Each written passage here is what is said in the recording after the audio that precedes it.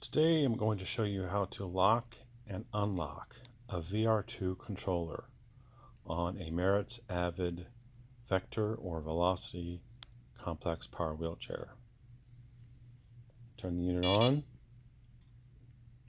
The unit drives as you see. To lock the unit, press and hold the power button.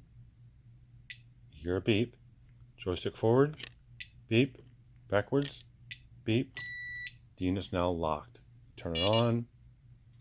You'll see these lights chase. The chair goes nowhere. To unlock the chair, which is tricky, press the power button on.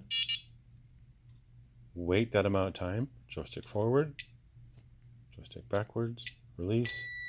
The unit is now unlocked. The trick is, when you're locking the chair, you'll hear a beat coming from the joystick. Right there.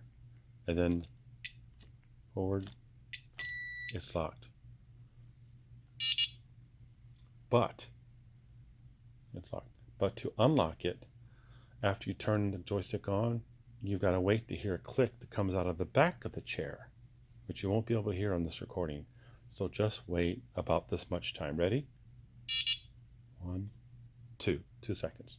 Push forward, click, backwards, click. Chair's now unlocked and you can drive it. Hope that's been helpful.